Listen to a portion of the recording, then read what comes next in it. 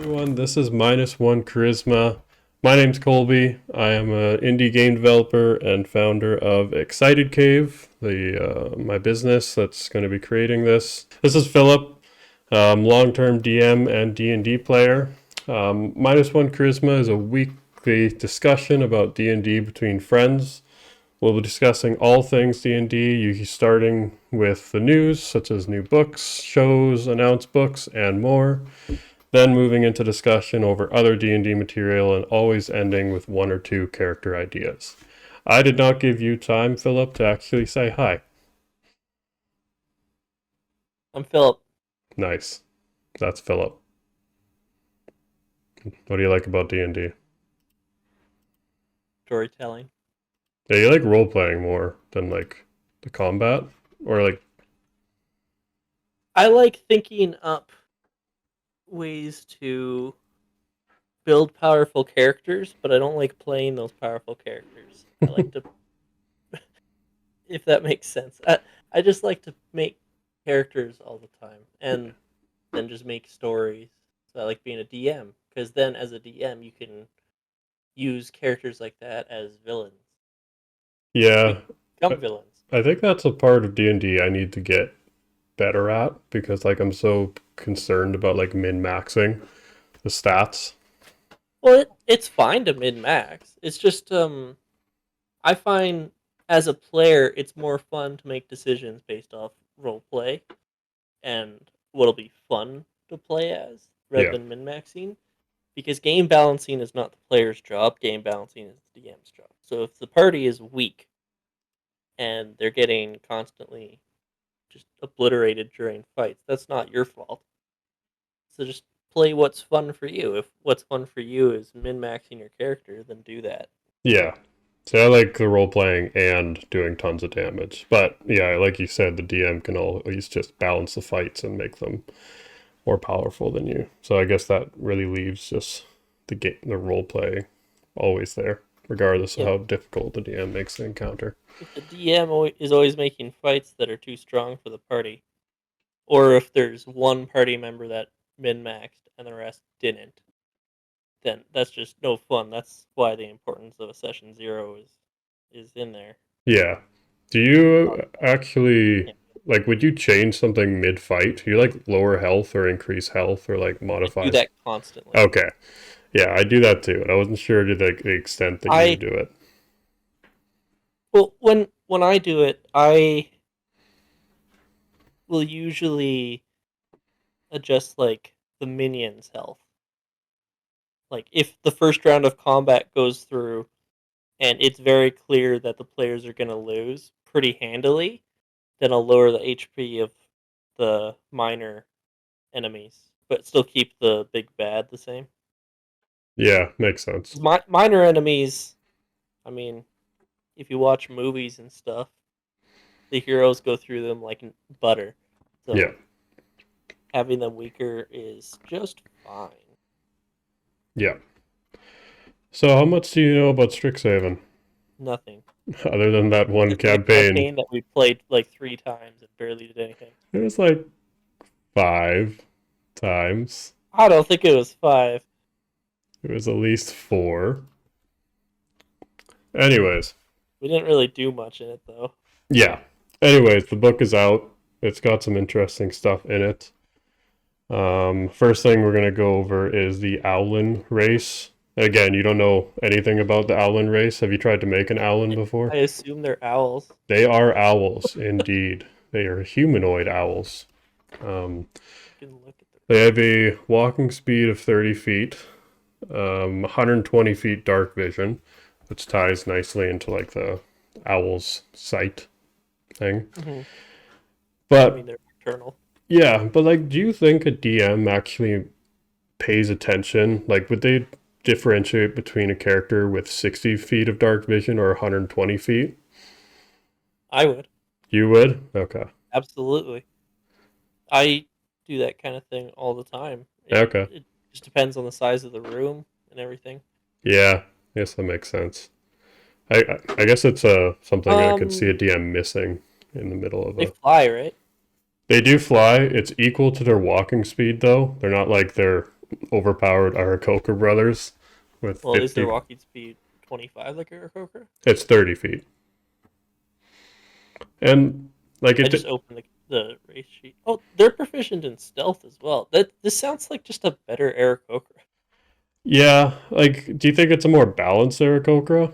Nah, Because I'd like say they're about equal because Aarakocra are a lot faster in the air, but they can't see in the dark, and these have native stealth skill, which is really useful. yeah, I guess so. In the dark. See, I guess the like tying the flying speed to the walking speed also allows you to modify the flying speed, right? Yeah, With pretty easily. spells. Like if you're a monk, Yeah. I guess monk I don't speed I goes up pretty quick. yeah, now that you say that I'm not sure why I thought they were like less powerful Aarakocra. No, I'd say this is better to be honest. Oh really? Yeah, dark vision is just always useful, and so is stealth. Like stealth isn't useful in a party sense, but if you were to play one of these as a rogue or a monk, you, oh my gosh, Yeah, that's true. you'd be able to do whatever you want.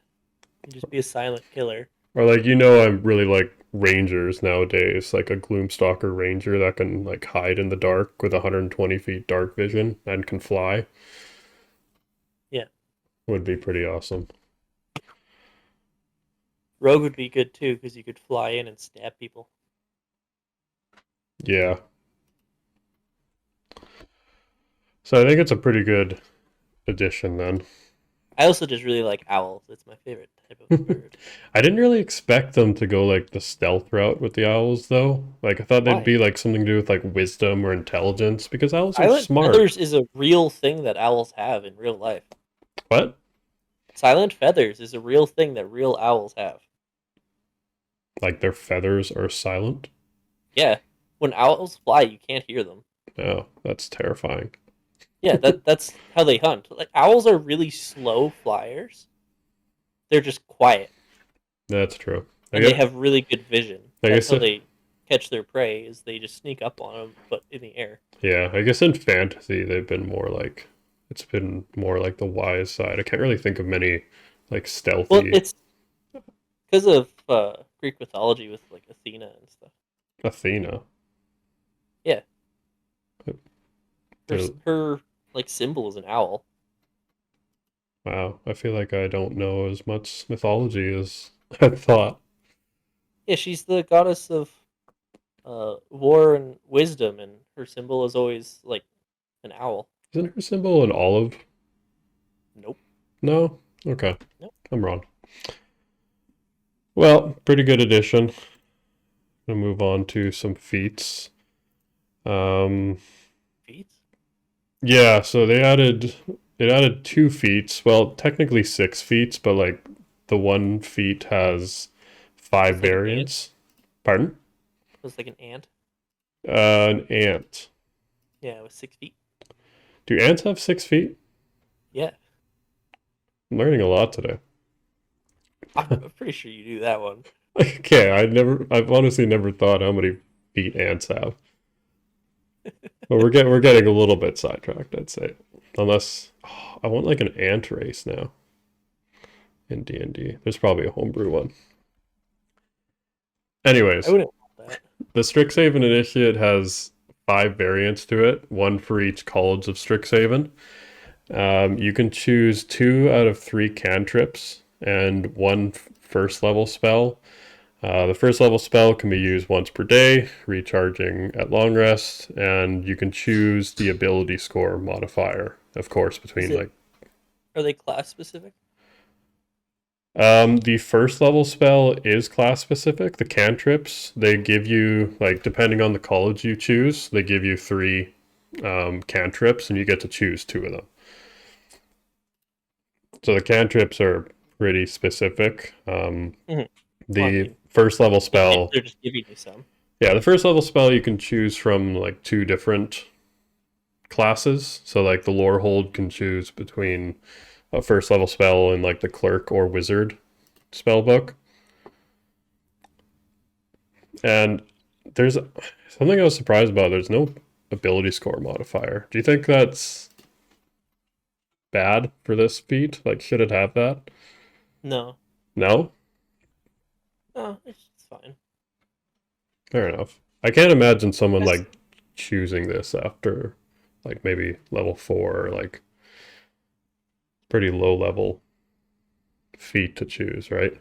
this would only be useful low level, in my Yeah. opinion. Like one thing that's you'll notice in these feats is that it seems like they're in there so that you can have a Strixhaven campaign. Like, Oh yeah. Well, and like with this, um, say you have an 18 in your spellcasting modifier. You don't really need to upgrade that anytime soon. So getting a couple extra cantrips, and if you're a sorcerer, maybe getting a bard spell, which uses charisma, that hmm could be really useful.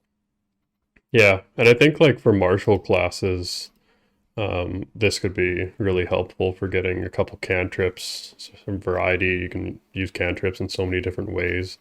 And then, I mean, the first level spell is only once per long rest, but it's still a decent amount. And you can choose Does it the use a spell slot? you can no, it does not use a spell slot. Can you use a spell slot? I don't Because the know. other feats that give you spells, you get one per long rest, or you can use a spell slot to also cast it. I wouldn't be surprised if you could also use a spell slot. Not 100% sure. But Yes, you can. I just okay. found it. You can? You can also cast the spell using any spell slots you have. Oh, really? So it's scalable? Like, I. It doesn't say. hmm.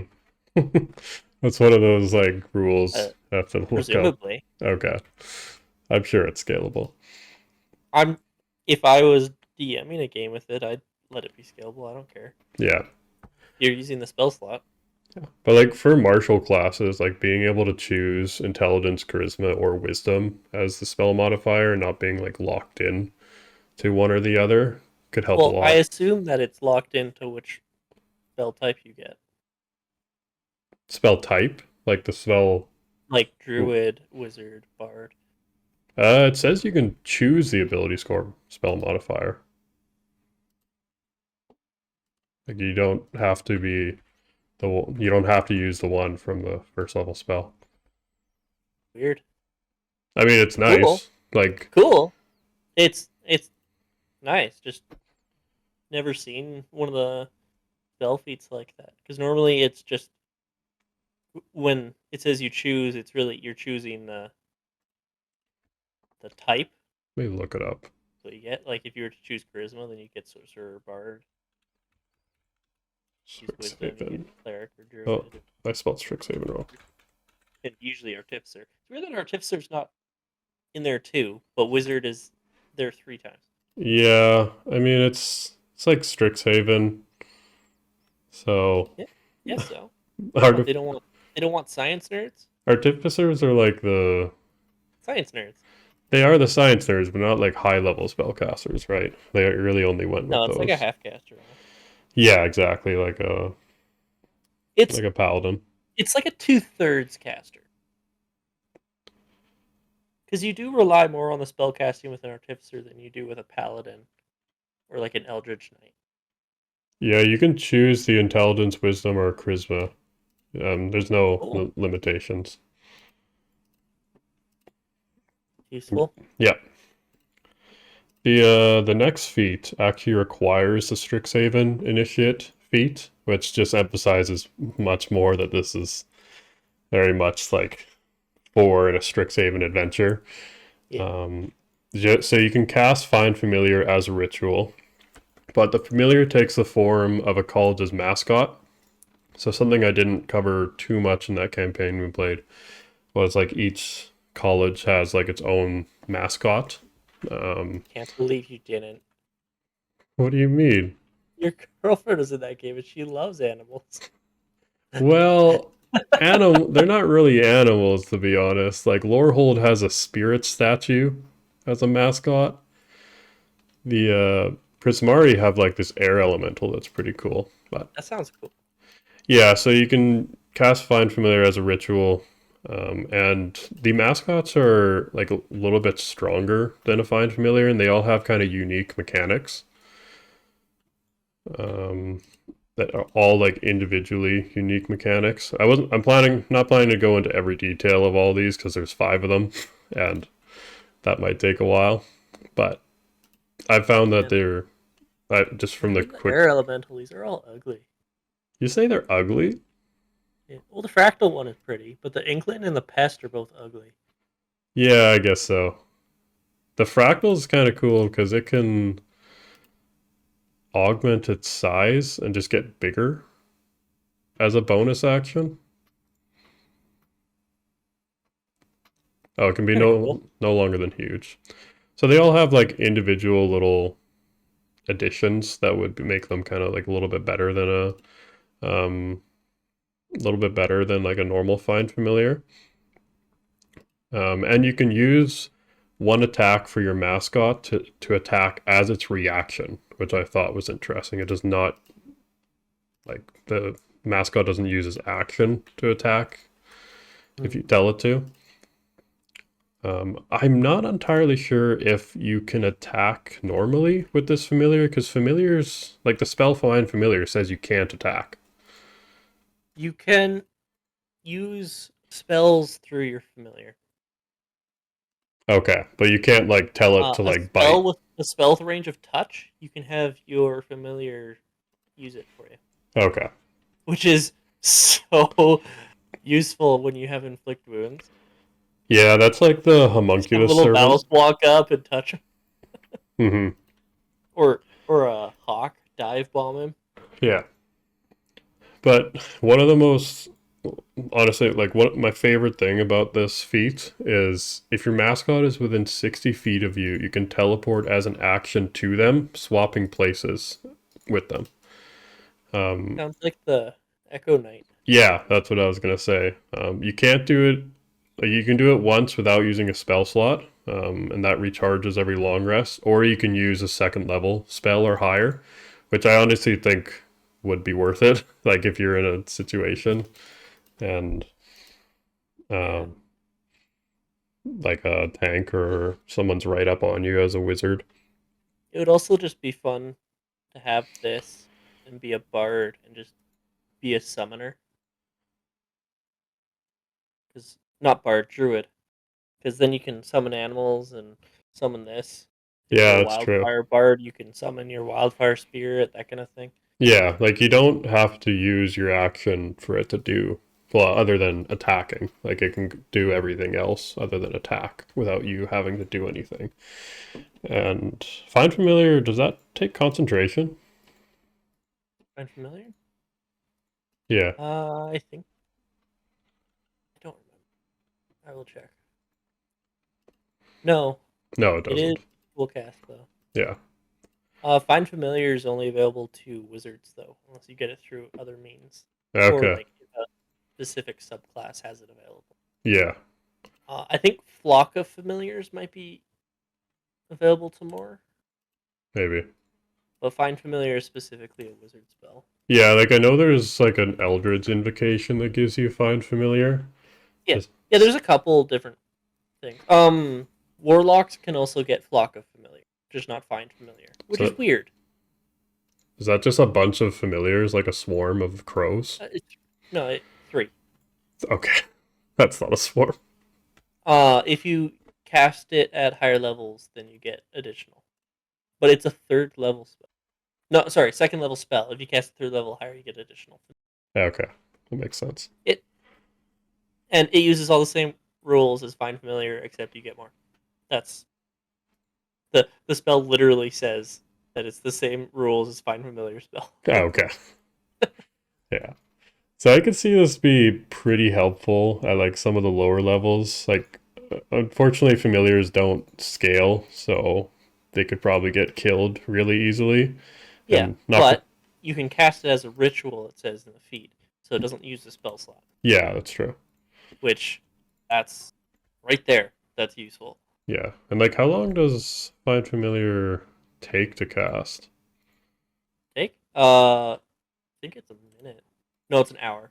So ritual, it's an hour plus 10 minutes. Like ritual casting it makes no difference to gameplay. Okay. Flock of Familiars is a minute. So you can cast it quite a bit faster. Yeah. But like that teleporting, I think, can just be applicable at any level. Yeah, that would always be useful. Also, just action economy. Having it take a hit or two is incredibly useful and always will be. Yeah, especially with like the fractal mascot able to like gain and like get larger. It can like really get in someone's way, even if it takes one hit. Well, it has 27 hit points. Oh yeah. 27 is usually 2 hits. At higher levels, at lower levels, like 27, you don't pass. Most classes don't pass that to level 4 or 5. Yeah. And this does require you to be 4th level to take it as well.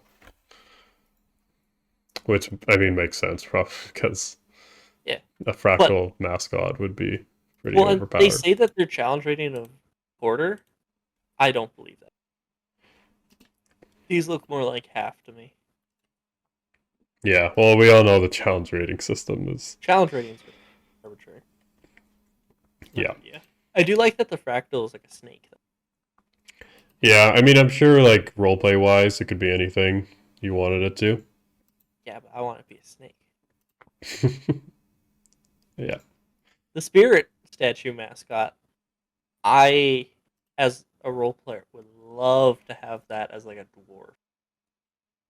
As a reward, you said? No, as a dwarf. Oh, okay. I feel like it looks dwarven. Just the art that they have for the book, it just looks dwarven. So I think that would be really cool. Yeah, and I mean, if your DM also wanted to roleplay, you literally having a spirit with you. The art elemental one looks weird. It's like a horse. Yeah, just all the like tendrils around the blue. It just looks weird. Yeah, I mean, Not bad. they're all like artistic. I think it kind of looks like a gazelle, not a horse. Oh, absolutely. Yeah, I mean, I can see the horns now. Yeah. Yeah, so... And then there's the pest. The pest. Just a gross insect. It's pretty gross. Yeah, well, that's like the It's Witherbloom from the one. It's the size of a ferret. That thing would be terrifying in real life. Oh, yeah, that's real ugly. Yeah. It's kind of cute. Nope. It's kind of Disagree. cute. Like, Hard disagree. This is a monster that could like exist as like one of those kids in Monsters Inc. that's on the field trip, and it could look cute. Yeah, if it's wearing a cute little hat and suspenders. But it's not. I guess. The Inkling mascot makes me think of Kurogiri from My Hero Academia. Yeah. I don't know who that is, to be honest. I know. He's one of the villains. He's really cool. I see. So yeah, as for feats, very much thematic for Strixhaven, which is not surprising. I mean, it's a Strixhaven book. Yes, absolutely. But overall, I think pretty good. Spells, though. I found the spells very interesting. The first spell is Borrowed Knowledge. It's a 2nd level divination spell. It takes 1 action to use. You can use it on yourself, and I think... What level is this? Pardon? What level is this? 2nd level. What classes get it? Because that just sounds like skill enhancement. Oh, it is. Like, it basically gives proficiency in any skill that you don't have. No, like, there's a spell called skill enhancement. Oh. That does the same thing. Oh, really? Okay. Yeah. That's Bard, Cleric, Warlock, Wizard. Yeah. Seriously? Spell. Yeah, seriously. Oh, well, I just typed spell enhancement. It's just called enhancement, isn't it? What the heck is it called? Oh, wow. So it's like the exact same spell? Pretty sure. I might be remembering. Skill empowerment. Oh, okay. Well, and skill empowerment's even better because it gives you expertise. Oh, really? What level is Yeah, it, though? 5th. Say 5th? Yep. Okay, so it's a weakened version of spell empowerment. Yeah. But to be honest, like, how often does proficiency in a skill help you? Yeah, and like I'm not even sure if it's worth like being I a would second never level. use a second level spell just to give someone proficiency in a skill for an hour. Yeah, If it lasted a day, maybe, because then you could give your barbarian stealth so that he doesn't ruin your stealthiness through the dungeon. Because an hour, you will run through an hour in a dungeon and then yeah, have to do it again. A day or 8 hours or something, you could actually get through a whole dungeon. yeah. I think it should be first level, to be honest. Like that would make it so much more worth it Yeah. as the Well, spell and is. the component is a book worth 25 gold. 25 gold? Jesus. It's an expensive spell. Yeah, Yeah, I can't see myself ever using that yeah. or ever getting it. So then, Outside of like an NPC saying, "Here you go, Sonny," and then touching you and giving you a skill for an hour. yeah. So the next one is Kinetic Jaunt. It is a second level transmutation spell. It takes a bonus action. You can use it on yourself or someone else. And it does take concentration for up to a minute. It increases your walking speed by 10 feet. You don't provoke opportunity attacks and can move through another creature without it counting as difficult terrain. So, kind of get out of there. Sounds like Blade Song. Blade Song? Isn't that a. Isn't that. Blade Singer Wizard. That's just an ability that the Blade Singer gets. Yeah. It's like Blade Song like increases its damage somehow as well, right? That Blade Song basically just does this, except you don't move through spaces. I see. I mean, as a bonus action, it's not too bad. But isn't Misty Step a second level spell? Takes a bonus action. I guess it's concentration for a minute, so that's pretty helpful. Yeah, you do it every turn for a minute. Also, Misty Step is a one and done. It's only 30 feet, so this can get you up to 40 for most people. Yeah, Not provoking opportunity attacks is useful. Misty Step doesn't either, but yeah, absolutely. But I guess it's the duration yeah, that's very the helpful. duration is Yeah, I don't know. Is it worth it as a concentration? concentrate. I don't Like, know, because if you're using this and running around people, you're in the thick of it, getting hit constantly. yeah, like you If you're getting kind of hit constantly, you're going to lose your concentration. yeah, you'd use it to get out, and then you Now, probably wouldn't need it. if instead of self it was touch, and you could use it on yourself or someone else, absolutely it would be used. Yeah, that makes sense. And I'd say it would also need to be bumped up to third or fourth level if it was something you could use on someone else. Yeah, that'd be pretty helpful to like give to your rogue Barbarian. or barbarian. I was just thinking someone that might doesn't want to take damage. Well, I mean, nobody wants to take damage. Okay, some barbarians do want to take damage. You know? The barbarian being able to run past everyone and get in the face of an enemy wizard is kind of done for the wizard. Yeah, that's true. Like you could just cast it on your And just barbarian, and if he any just concentration spell that you can cast on someone else instead of yourself as a buff is always going to be, yeah, because it's way easier to cast it and then hang out in the back and hide. yeah. So the next one, Silvery Barbs, is I really love this spell. It's a first level enchantment spell. Uses your reaction. You have a range of 60 feet. It instantly happens, and what it does is you distract a target that just did an attack roll, ability check, or saving throw by forcing them to re-roll the d20 and use the lower roll. So basically give them disadvantage. And then you can give advantage to another creature, so like one of your allies. And this is a first level spell. Yeah, and it uses a reaction. Yeah, and a reaction. Range is 60 feet too. Yeah, honestly, I think this propelled thing should be a second. I'm happy it's not. So far, this is the best one, Yeah, and it's the lowest level. this like could absolutely It's the only come in first level clutch. spell that they added. Yeah, the rest I think are second level. I mean, there's Yeah, Vortex Warp is coming up, and that's probably my favorite one out of these. It is a second level conjuration, takes an action, 90 feet range.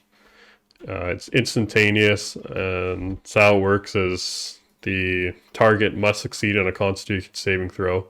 The target can choose to fail, which is super helpful, or the target is teleported to an unoccupied space of your choice that you can see within range. Must be a surface or in a liquid that supports the target. Whenever it says the target can choose to fail, all that means to me is you can use it on an ally. Oh yeah, and like I like that. it's a 90 feet I'm range too. I'm gonna use that all the time. I love teleportation magic. Being able to teleport allies, man, that Yeah, opens up so many possibilities as a support class to just teleport the martial fighters around to where they need to be. yeah. Or like teleporting a downed ally like out of the fight, or someone that's like low health, or Ah, like that's not as fun. Someone downs your ally, you teleport the barbarian right on top of them. oh yeah, I guess that's fair. Yeah, because Way like more fun. being a Constitution saving throw like is not that helpful, I guess, with like enemies. Like if you want to, I don't think I would ever use this on enemies, to be honest. yeah, This sounds way more useful as moving your allies around when it's not their turn. unless, as we've talked about before, there's lava somewhere, because it does say a liquid that supports the target. Yeah, Like I guess like if would water really count? If it's not supporting it, you'd have to swim, right? I think it's mostly just saying you can't put them in the air. Yeah, that's probably what it's That's what it's avoiding. trying to say. And you can't put them in a confined space. Yeah, they have to be able to fit wherever Yeah, they teleport to. I yeah. had You left get a that out, cage that's but big enough for them. yeah, that's true. If you just teleport them to a spot where they're not really an Yeah. issue. What you do is you use the spell for Lehman's tiny hut, have the barbarian walk inside, and then teleport your enemy in there with him. That's fair. Like it is a con saving throw, but you could teleport a wizard, Yep. someone that doesn't have good constitution. Most martial classes do have good constitution, but What it classes get? I'm not sure. Artificer, Oh, Sorcerer, and Wizard. nice. I Ooh, know. Sorcerer. Oh, my favorite class. Why can't I find? Oh, it's warp. I keep writing wrap. Vortex. What are Warp. you trying to find? No, I'm just looking at it. Oh, it does scale too. So you can Yeah, increase its range by 30 feet. yeah. I just have the book reference open on D&D Beyond, and it has all the spells listed. Yeah, I have D&D Beyond open. I'm not really sure about like copyright or anything like that. I'm sure it doesn't really matter. Copyright on text images. Yeah, like I'm pretty sure I'm just being, Have their logo. I don't know. I don't know. Anyways, No one's gonna care. great addition to D&D. The last one, Wither and Bloom. So it is a second level necromancy spell. Takes an action. The range is Without 60 feet. without looking, which class do you think it's for? I think Druid. Yeah, I would say druid. Is it for any Hey! other classes? Yeah, Sorcerer and Wizard. Oh, okay. That's nice. Because there is a little bit of necromancy to it. Each creature of your choice within a 10-foot range of where you place it takes 2d6 necrotic damage on a failed save, half as much on success. It's got a nice like thematic twist to it where like non-magical vegetation withers within the area. And one creature of your choice can heal with one of their hit dice plus your spellcasting modifier. And of course it scales as well, so I think it's a decent second level spell. Yeah. Interesting that it activates hit dice instead of just actually normal healing. Yeah, well, do you think it'd be overpowered if it was normal healing? No, it's just interesting because you don't see that very often. That's And I, true. I like it because if I'm honest, I have never run out of hit dice before.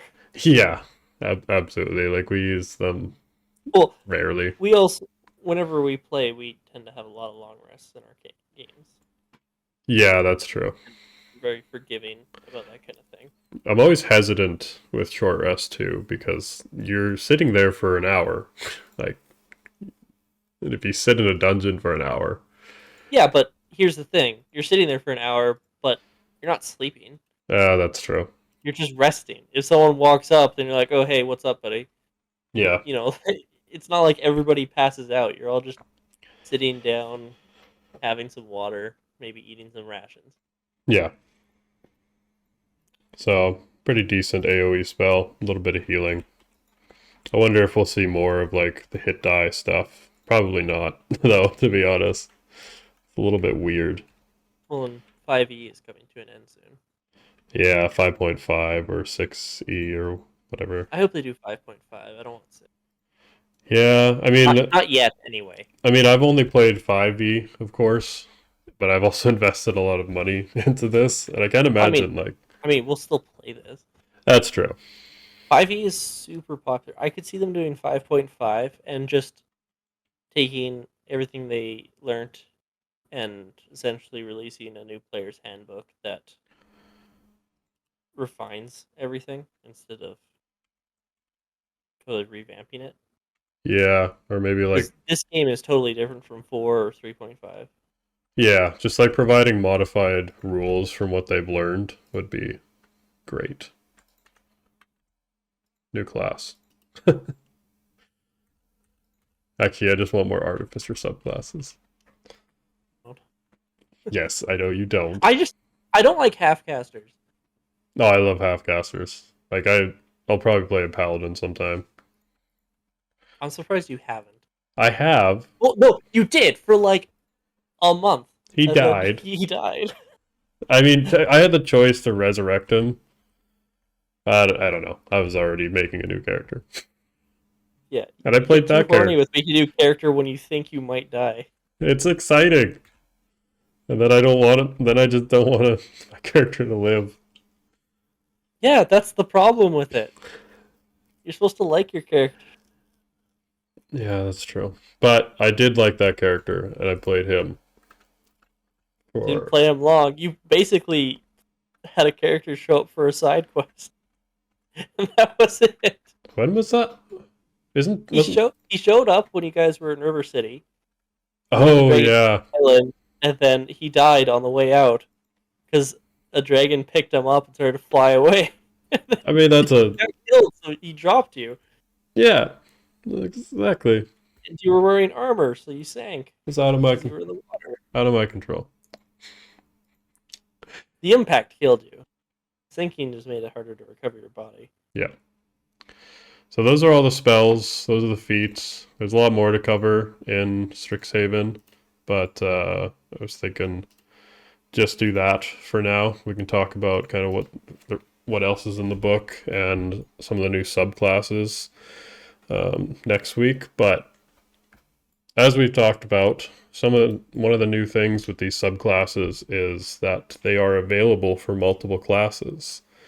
And I think this is one of the most interesting additions from this book that can be used for so many past subclasses and future subclasses, and I really hope to see it more. Like the example I thought of instantly because I played Artificer a lot was like a Forge domain Artificer. Mm-hmm. That'd be cool. Yeah. Can you think of any other examples of like older ones that would like fit in multiple Like, classes? uh, yeah, there'd be a few, like a Gloomstalker Rogue. Oh yeah, because the Gloomstalker is like a better assassin rogue, to be honest. Uh, Blade Singer Bard. Yeah, That one is kind of right in your face too. yeah. I don't know. I honestly don't know enough about blade singers, and um, Blade Singer is to wizard what Eldritch Knight is to fighter. I see. So Eldritch Knight gives fighter half caster in wizard. Blade Singer gives wizard half martial in fighter, essentially. I But see. when you're a Blade Singer, you have a weapon in one hand, and if you use a weapon in two hands, you lose benefits from it. If you use a shield, you lose benefits from it. It's really built for someone to be using a rapier. Makes sense.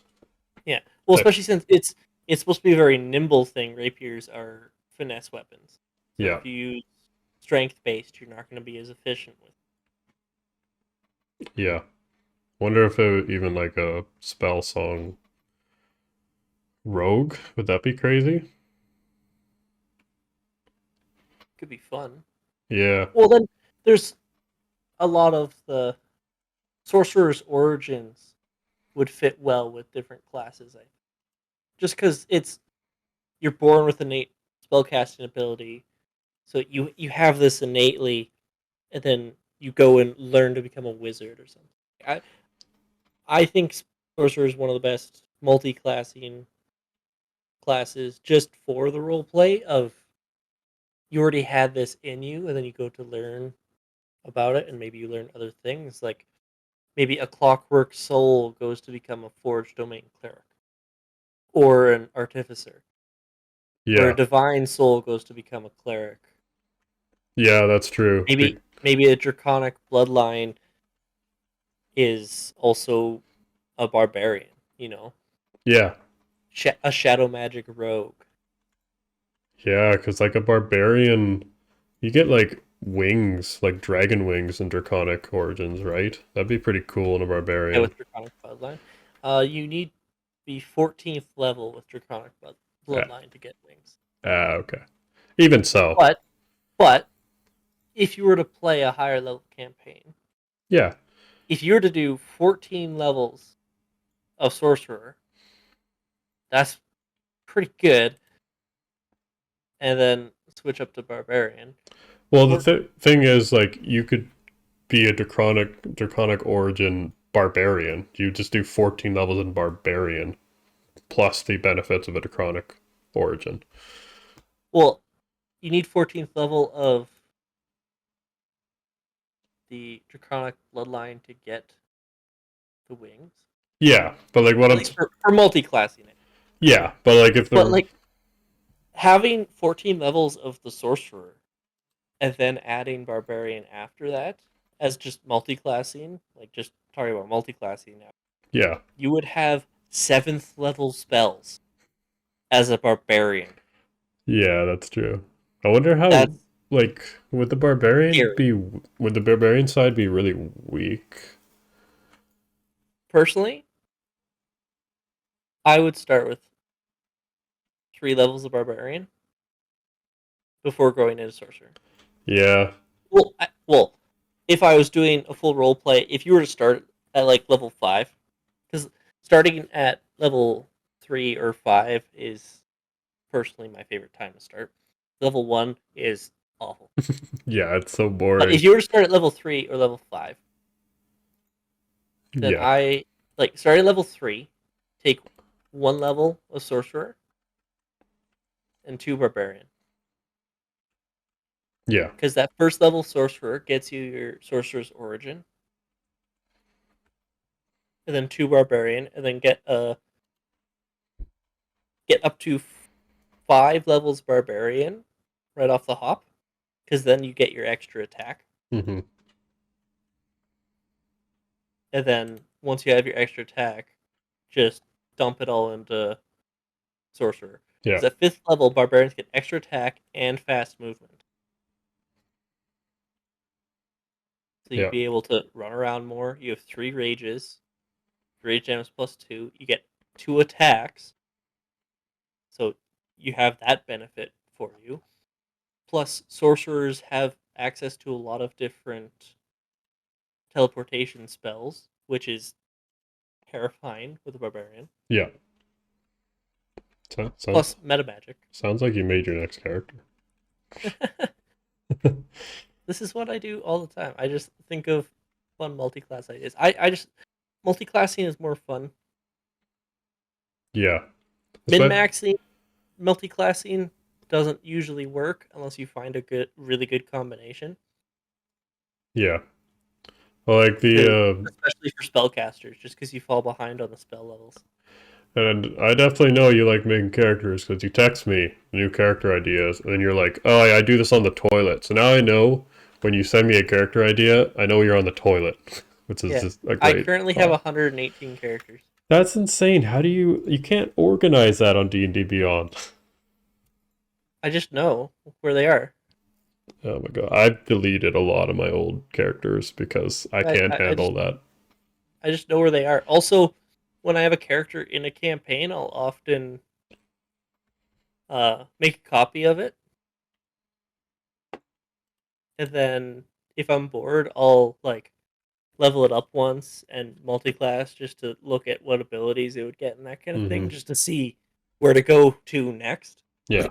what's available to me, so that when the time comes, I'm never going back to DM saying, "Can I make a change?" It is what it is. Also, if I level up while we're playing in the middle of a session, I'm not taking forever because I already know what I want to do, Yeah. and then I can start a banter with the DM while everyone else is doing that. Yeah. I mean, I'll usually make like a higher level version of whatever character I'm making because I want to see like what it would look like at higher levels as well, even though campaigns do not last that long. So I'll make I like a level I always 10, just do it a 15. level or two above. Oh, really? It's a lot of fun to make like a level 20 version of your character for me. Just like how overpowered they will get. Yeah. I've only ever played in 2 campaigns that got to level 20. And DM'd one, or is that Yep, okay? and the other one you DM'd, and you counterspelled my only 9th level spell slot. Moving on. Hey, Character of the week. looking back on it, it's funny. Yeah. Oh It's well. just in the moment. Oh my gosh, so annoying. Never play a level 20 character before. The only time ever used a 9th level spell, counterspell. Counterspell is honestly too powerful to begin with. The DC. I never take it. Yeah, it's just not fun. Like Yeah, I've learned that as a DM too.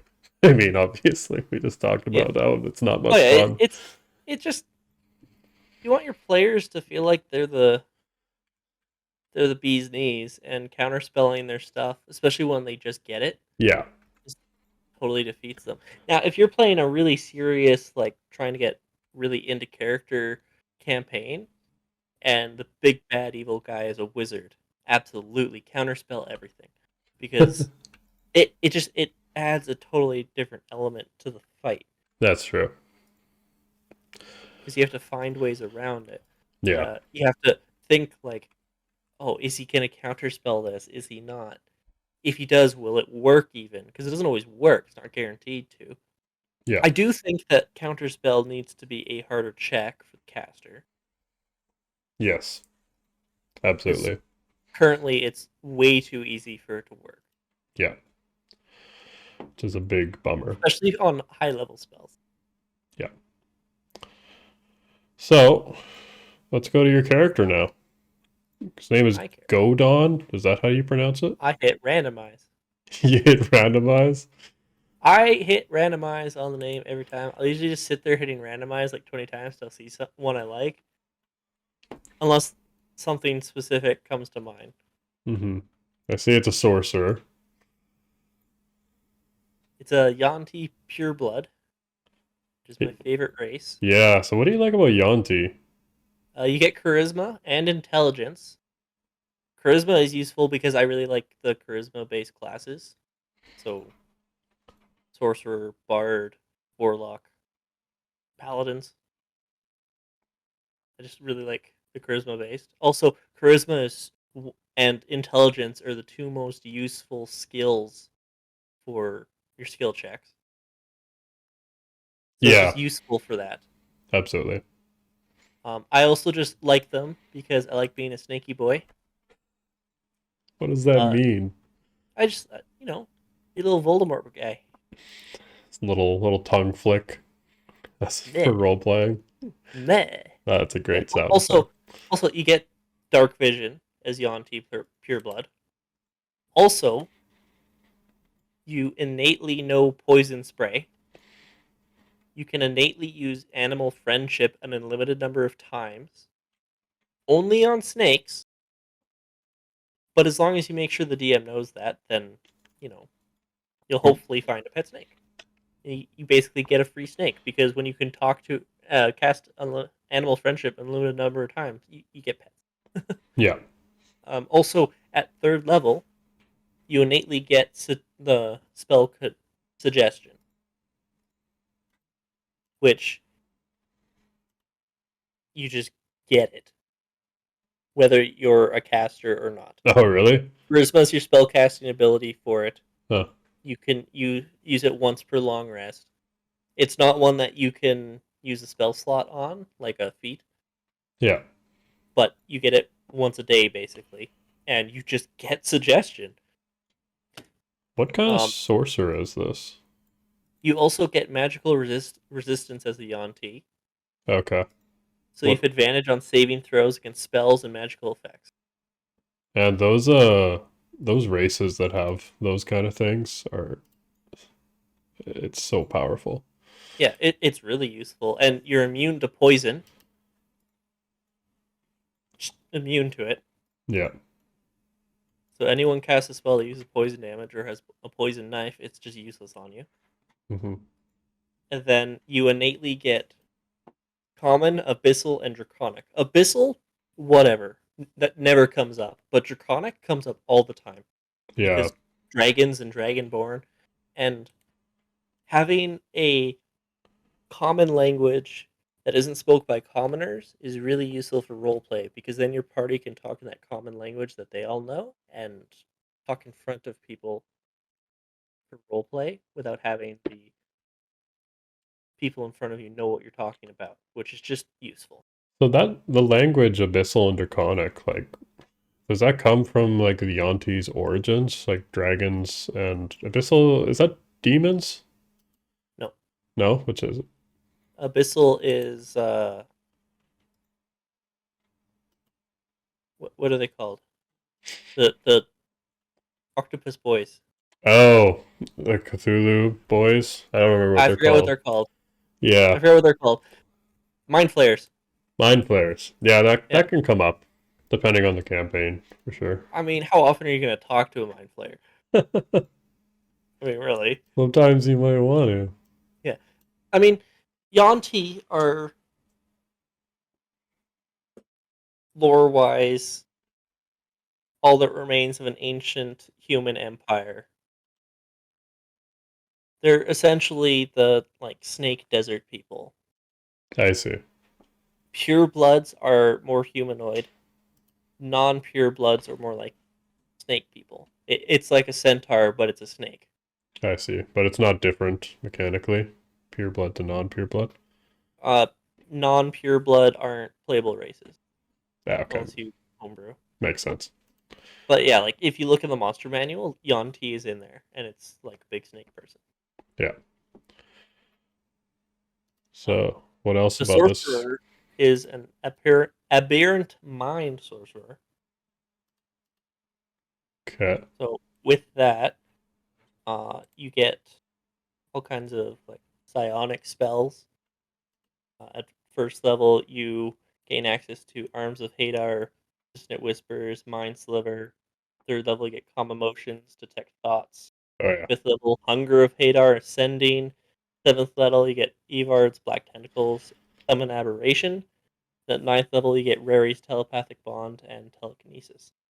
These are in addition to the spells that you already get. You don't have to pick them. They're not Yeah. just unlocked for you. They're just added to your spell list. This is one of the only subclasses for Sorcerer that does that. There's Oh a couple really? others that do, but not all of them do. The Player's Handbook Sorcerer's Origins, none of them did that. Yeah, it's kind of a newer thing. Yeah, To... I wish that they would go back and add it Oh, they should. to the others, because like Storm Sorcerer should just innately get storm-like spells Yeah. like Lightning Bolt, Call Lightning, Thunder Wave, Fleet Storm, Snowball. Like all the storm ones. Yeah. Conjure Rain. And it also helps a lot to like some It you won't it have flushes out access to the some of them. spell list. Yeah. Sorcerers don't get a lot of spells. Like this is a level 20 character, levels 1 to 9. You only get 15. That's less than 2 per spell level. That's not much. Yeah. Because of the expanded spell list, you end up with more, but not much more. Like Yeah. if you look at a cleric, clerics get a ton of spells. Or wizards. Well, wizards, it depends on your intelligence. Yeah, that's If true. if your wizard is dumb, he doesn't. You can put a lot into your spell book, but it doesn't mean you'll be able to cast them. Yeah. Another useful thing that the Aberrant Mind sorcerer gets is telepathic speech. You can form a telepathic bond between you and another as a bonus action within 30 feet, and you can talk to each other. Yeah, it's things like these that like out of combat, this basically means you could just do it constantly. I mean, like within 30 feet of you, of course, but Well, you start it within 30 feet of you, and then oh, as okay. long as you're within a number of miles equal to your charisma modifier, you can understand each other. Okay. Yeah, that's Talk. pretty helpful. So, so essentially, you can split the party up and still talk. You just have to start this beforehand. And you gain resistance to psychic damage. Advantage on saving throws against being charmed or frightened at 6th level. Yeah, and that's just useful. For this character, I took Twinned and Quicken Spell for the 3rd level meta magic. Twinned is just always useful. Yeah. Being able to target a second creature, oh, Yeah. oh, so useful. Especially early on. Quicken Spell, same thing. Being able to bonus action a spell, always useful. Mm-hmm. And then later on, you get 2 more. So I took Careful Spell and Settle Spell. Careful Spell, if say I was playing with you and your guy was in fireball range, I could use Careful Spell, and you spend 1 sorcery point and choose you, and you automatically succeed your saving throw. That's pretty nice. Yeah, it's very Wow. useful if you are using AoE spells, Oh, yeah.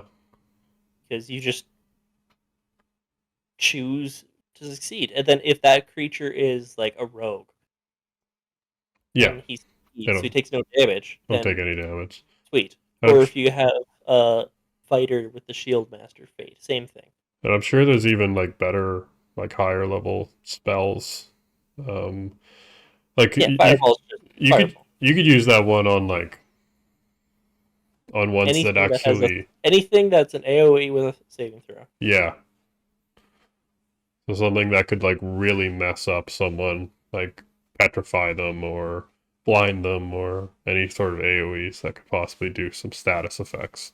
That would Yeah, help a lot too, because you don't take half damage, nothing like that for those effects. yeah.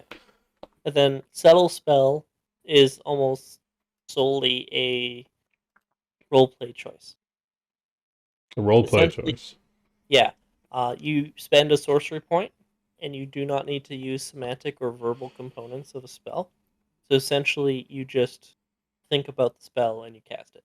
Yeah, I guess that's pretty situational, but that could really Yeah, that come in clutch. it's a role play thing. Like it could be really useful if like you guys are getting captured or something, Are there talking to someone. are there other meta magics you could take instead of that one? Absolutely.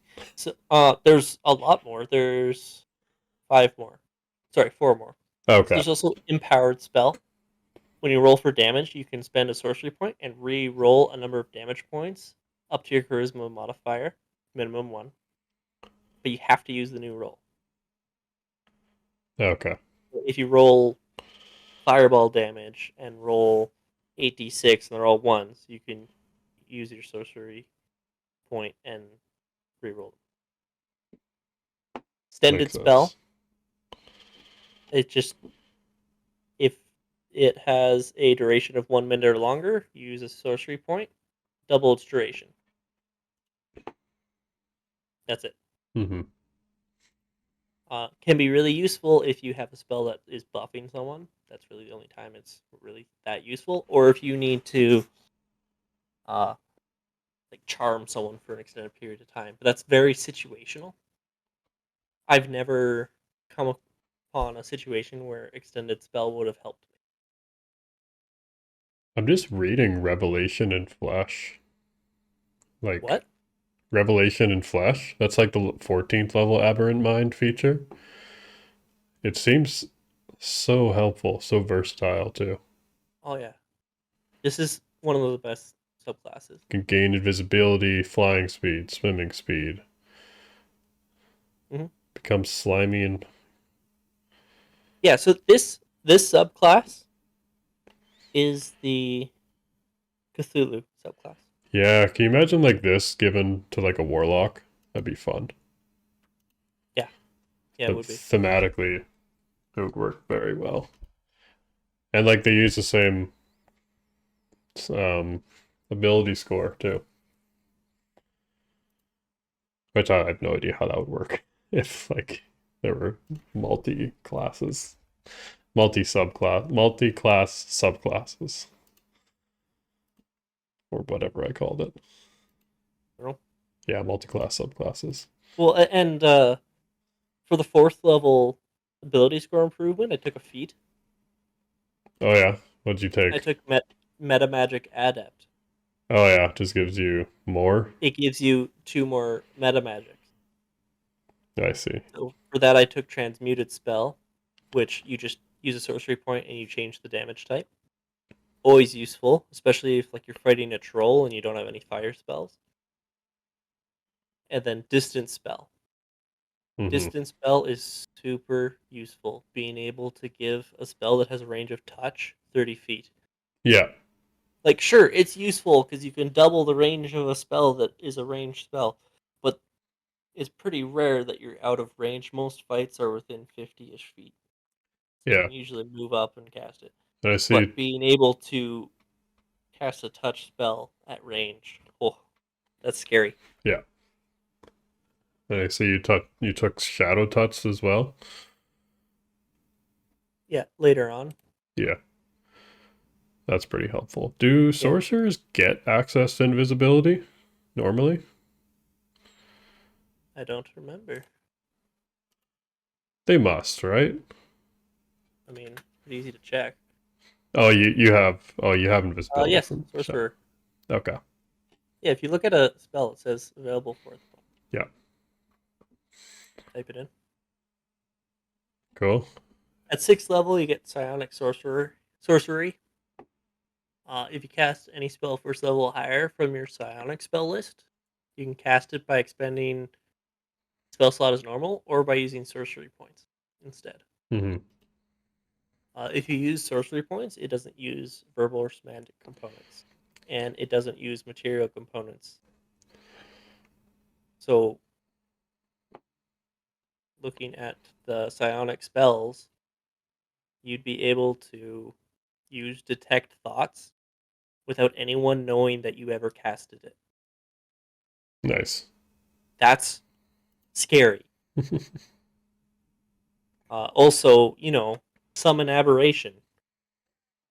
Summon aberration is very intimidating. Yeah. And then psychic defenses, resistant to psychic damage, and advantage on saving throws against charm or frightened. That's just useful. Mm-hmm. At the 8th level ability score improvement, took Shadow Touch because you can get a spell of your choice. Took Inflict Wounds because that combined with previous feat, Yeah. Inflict Wounds now has range of 30 feet. How deadly Also, is Inflict Wound? It's a increased D10. charisma. Pardon? I was just wondering like how deadly Inflict Wounds is, but it's Well, it's 3d10, at and that's at first level, yeah, that's crazy. and it scales. Inflict Wounds is a really, really strong spell if you want to kill that one guy in particular. Yeah. Because Unfortunately, 3d10 averages around 15 damage, yeah. which for a first level spell, is pretty good. Yeah. I didn't know it was 3d10. That's Yeah, like I know it's touch that limits it, yeah, but yeah. like What if you upcast it to second level? It's 4d10. 4d10 at second level is so much, yeah. and it's a spell attack, which if you're a sorcerer, your charisma is going to be high. So spell attack isn't a problem because even at early levels, you're going to have like a +6 to it as long as you build your character to lean into that. Yeah. At the 12th level ability score improvement, I just upgraded the wisdom and con because they were both on odd numbers. So if you upgrade each of them, you get a +1 in each of those skills. Mm-hmm. So just always going to be useful. I would much rather upgrade two abilities than one of them once. Yeah. At 14th level, Revelation and Flesh, like you were talking about. Bonus action, you can spend a sorcery point to transform your body. 10 minutes, which is a good amount of time. And it's per sorcery point you spend, so you can up that quite a bit. Then you can see invisibility, which is nice. Yeah. Flying speed, like you said. Swimming speed, like you said. And then slimy and pliable. I can't see it coming up very much, but it is funny to picture someone like grappling you and then you use it. Yeah, exactly. You just get all icky. It's a funny Um, funnily is funnily a word? Probably not. yeah. A funny At worded. at 16th level is when I upped the charisma from 18 to 20. And then 18th level you get warping implosion, which is essentially like Misty Step, except wherever you left from sucks people in and hurts them. There's another Misty Step another spell that does that. It's like it does thunder damage, right? That's Thunder Step. Okay. Thunder Step is people within 10 feet. This is an innate ability, and it's people within 30 feet. And the teleportation is 120 feet away. It's a strength saving throw against your spell save DC, which at this point, my spell save DC was 19. Hmm. And failed save, you take 3d10 force damage, which at that point, 18th level, not a lot, but it Yeah. pulls everyone into the space that you left. Yeah. And Which, 120 feet is yeah, far. yeah. So you can get the hell out of there and then group everyone up, and then say you have a wizard in your party that goes next. Everybody's suddenly in a group for them. Uh-oh. Yeah. Do you know if you can use the careful meta magic on warping implosion? Warping Implosion is not a spell. Okay, so no. No. Metamagic is for spells or like some things say it uses your Yeah. I using knew it wasn't a spell, but yeah, the metamagic is you using your innate ability to warp spells. mm-hmm. Um, then at 19th level, just up the constitution. Being able to maintain concentration is always going to be helpful. Yeah. And at 20th level, sorcerers get whenever you finish a short rest, you regain 4 sorcery points. Now, if I was role playing this character and we were going to level 20, I wouldn't bother with levels 19 and 20. Yeah, like that doesn't seem that good for a level 20 Um, thing. it is useful, Yeah. not worth it. It is Yeah, useful though. because you And would. the ability score improvement at 19th level, again, useful, not worth it. It would be Mhm, much more useful to take 2 levels of Warlock and get Eldritch Blast, or take mhm. 2 levels of Cleric and get access to all the Cleric spells that you get right off the hop. Because when you multiclass into a spellcaster, you get access to those spells and you can upcast them. I see. And like 4 really isn't that many sorcery points, right? No, it is a short rest, and you do regain all of them during a long rest. Yeah. So it is useful, but it's about as useful as the bard regaining bardic inspiration on short rest. It's nice, but it's kind of disappointing as a 20th level ability. Yeah. The 20th level abilities in my mind should be the god abilities. Like Yes. barbarians can rage forever. Or like the paladin ones are usually very overpowered. Level Yeah. 20. Yeah, for the abilities that I have, I used point by 8 in strength, because strength is Meh. almost always my dump stat personally. Yeah. Unless I'm playing a martial character, and even then, I usually lean into a dexterity based. Yeah. It's just better for your Yeah, skills. dexterity is just used in more stuff. Dexterity dictates your armor class. There's a lot more skills based off dexterity. It's Yeah. just better. Dexterity, I only gave it a 10. It's a solid average. Hmm. Constitution started as a 15. Through ability score improvements, it ended on 18. Yeah. Concentration's important. Yeah, very important. And some health. Intelligence started at 10. As a race, you get bumped up, so it's actually 11. I see. It, But it stayed there. but there's no point in bringing it up. Not really. Wisdom started at 13. Uh, Bumped it up once earlier, mostly because there's quite a few wisdom saving throw spells, and perception is useful. Yeah. And then charisma gave it 15. It ended up going up to 20 Yeah. from the racial bonus of +2, ability score, and the feats. Well, I'm not surprised you made a sorcerer. Did you random that? No, Okay. I made it. The only random thing about this guy is the name. Okay. Makes sense. The HP is fixed HP. Yeah. Oh, it's fixed? Okay. Yeah. Oh, yeah, if I'm making a character like this, like I'm not going to play this character ever, so fixed HP, point by. Yeah, it's just a bunch of If I'm rolls. making a roleplay character, I'll always roll stats because more fun. Because sometimes you get just wild stats. Yeah. Like the character I sent you earlier, where I didn't have anything over what, an 11. That character would be so much fun. Yeah, there wasn't Playing anything playing characters that positive. are just bad at everything is fun. Yeah, I don't know. Like for me, I'd prefer like a couple of really bad things because you can roleplay that, like Krell, just being really stupid. Yeah, yeah, but like the character idea that I sent you along with it of he's a commoner that's tagging along because he has Mm. barely any HP. Yeah, He's not good at any skills, and I made him a wild magic sorcerer. So sure, he knows magic, but not really. He's just kind of doing things. yeah, you're like one of those NPCs that the adventurers pick up and like try to make Yeah, into a character. yeah. I play as Lydia from Skyrim.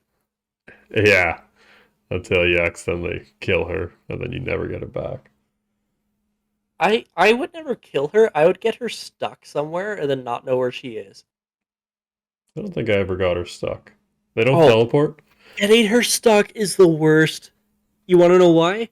Why? Because if she's not dead and you don't tell her to leave you alone, you can't get a new person. I see. That is, yeah, that sucks. It's awful. Okay. I mean, I only ever used those people as pack mules anyway. Yeah. Well, that's all the content for this. Well, I mean, there's also the spells. Oh Go yeah. through. Do you want to go through the spells? Sorry. Can. Let's go. You don't have to. Let's talk about a couple of your favorite spells from this then. Favorite of the ones that I picked, or just favorite spells in general? Favorite ones that you picked for the sorcerer. All right. Well, as a aberrant mind, one of the cantrips you get that you don't have to pick is called Mind Sliver,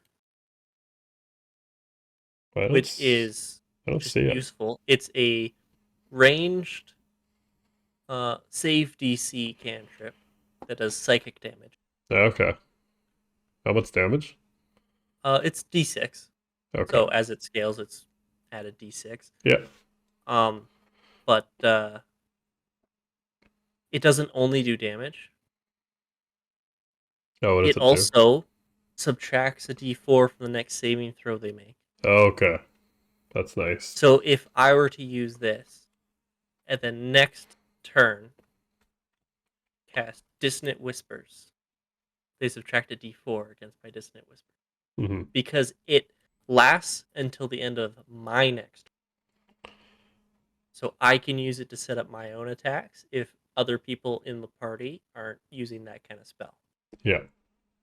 which is nice because normally it's till the end of their turn, Yeah. but having it till the end of my turn is very useful. And then for first level, I mean, they're all pretty standard sorcerer spells, Chaos Bolt. I took Inflict Wound from Shadow Touch Yes. because it's useful. Dissonant Whispers, I love. I love being able to make people move around. Yes. That's a And great one. Sleep doesn't get used very much because people see that it's like a 20-foot radius sphere and think, "Oh, I'm going to use it on that group of people." Never do that. It never works. Use it on one or two because using it on a group just doesn't work. Like you could try it on a group, but Uh, it's not going to work on them. It's oh, really good because it you roll 5d8. That's how many hit points, and it just counts down the hit points from the creatures and I puts see. them to sleep. So like using it on a group, you're still not going to get any more than one or two. Yeah. So trying to maneuver people around to get them into a big group for it, it doesn't matter. Hmm. So what about second level? Second level, Crown of Madness. Crown of Madness is easily my favorite second level spell, Yeah, probably in the game. that It's one's so fun. useful being able to force an enemy onto your side. Hmm. And it's not too overpowered because they do make the save every time. Yeah, and like it's also visible. Like anyone around can tell Yeah. like something's wrong. Yeah, and it's concentration. Yeah. At third, well, and at second level, you also get the innate spellcasting for suggestion as a Yuan-Ti. Yeah. And suggestion is just useful. When you open a spell and you have to scroll, it's a fun spell. Yes. At third level, uh, Lightning Bolt. I I prefer Lightning Bolt over Fireball. I love lightning bolt. I like I've always preferred it over Fireball. Honestly, it's probably not as good as Fireball. Just for damaging groups of people. However, a lot more enemies are resistant or immune to fire than they are lightning. it's also very satisfying like when Yeah. things line up and you Oh, line it's up. also I just really like lightning. Oh, I know. And lightning bolt does ignite flammable objects. Yeah. At fourth level, uh, the psionic spell summon aberration. I really like summoning stuff. And the aberrant spirit is just cool because you have different options for it. You can have a claw one, you can have a beholderkin type, which is just a little mini beholder that Oh can yeah. shoot lasers at people, and a star spawn, which can hit people with psychic attacks. Hmm. But eye lasers are cool. What is synaptic static? I've never heard that before. Static? We'll get there. That's coming up next. Yeah. Kinetic Static is it's a 5th level spell. It's one of those ones that a lot of people don't take, partially because it's at the bottom of the spell list, if I'm honest, and also not a lot of classes get it. Yeah. Um, but it's basically Fireball, but against your mind. It's a psychic attack. It's a psychic attack Fireball. Oh, it's an intelligence saving throw too. Not many. Well, after a failed save, the target has muddled thoughts for a minute. During that time, it rolls a d6 and subtracts that number from all attack rolls, ability checks, and con saving throws to maintain concentration. Damn, that's like a sounds like a better fireball. It doesn't do as much damage. That's true, but I mean it's pretty effective. Yeah, because like Synaptic Static is 8d6 at 5th level. A Fireball is 10d6. Mm-hmm. Also, it's a 20-foot radius. Fireball's 30-foot. I see. This also can't affect people with intelligence score of 2 or lower. So a lot of creatures are like that. Not all, Mm-hmm. but a lot. At 6th level, Mental Prison. It's just a fun spell. You attempt to bind a creature in an illusory cell that only it perceives. I see. So it has to make an intelligence save. If it's immune to being charmed, it succeeds automatically. On a successful save, it takes 5d10 psychic damage. Yeah. On a failed save, it takes 5d10 psychic damage, and it thinks that it's in a prison. Yeah, this sounds horrible. You you can also make it think that it's surrounded by fire, floating razors, jaws of dripping teeth, Mm-hmm. whatever it's terrified of. The target can't see or hear anything beyond it. It's restrained for the duration. If the target is moved out of the illusion, makes a melee attack through it, or reaches any part of its body out, it takes 10d10 psychic damage. Yeah, that's nice. So it sits there for up to a minute. It doesn't retake the save. It just sits there for up to a minute. If you want, you can send your barbarian or your fighter to go and grab them and suplex them out of the area to give them another 10d10 damage, Yeah, which is around 50 damage usually. that's awesome. Yeah. And that's in addition to the 5d10 you already did off the hop. That's only a 6th level? It's so good. And has a range of 60 feet. Yeah. And intelligence, again, something that's Yeah. not usually characters aren't Yeah. usually proficient in. Yeah, at 7th level, what I took was Power Word Pain. I just felt that for this character, it was fitting. Yeah, makes sense, being aberrant mind. Yeah, it just made sense for the character. Yeah. Because if the target has 100 hit points or fewer, it is subject to crippling pain. It's the Crucio curse. Yeah. If it has more than 100, nothing happens. And if it's immune to being charmed, nothing happens. Mm-hmm. It can't move further than 10 feet on its turn, whether it's walk, swim, fly. Disadvantage on attack rolls, ability checks, saving throws, other than con checks. And if it tries to cast a spell, it has to make a Constitution saving throw, or the casting fails, but it still uses its spell. So it uses its magic. It just, meh. Yeah. Yeah. However, this one, it does retry the save at the end of each turn. Mm-hmm. Cool. So you only However, took one for 8. it doesn't actually say what the duration is for this one. Oh, okay. This is just an effect that it has. Cool. 8th level, Dominate Monster, pretty self-explanatory. Mm-hmm. because it's just the better of Dominate Beast and Dominate Person. Absolutely. And then 9th level, Psychic Scream.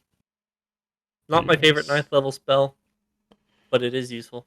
And for 14. this character, Yeah, makes sense. yeah, you just it is exactly what it sounds like. It's just you scream in people's minds and it hurts them. I like how it says if a target is killed by this damage, its head explodes, assuming it Yeah, has one. yeah. But Well, and on a failed save, it's 14d6 psychic damage, and they're stunned. The stunned yeah. is the big problem there. Mm-hmm. It's like 14d6 psychic damage is quite a bit, but having everybody that failed it get stunned is also really useful because then your party can set anything up that they want. Yeah. And That's stunned is just annoying.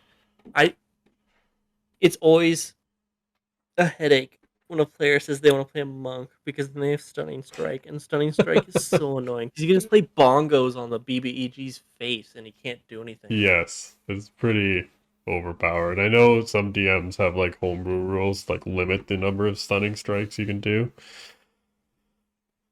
Yeah, I'd say mine would be just you can only attempt it once, or you have to announce how many you're going to attempt before you start doing it. You can't just try and attack. Oh, it failed. Try again. Oh, it failed. Try again. Oh, it failed. You say, okay, I'm going to try it twice and like commit to it. Yeah. That's usually a way to help people have to conserve it. Hmm. Cool.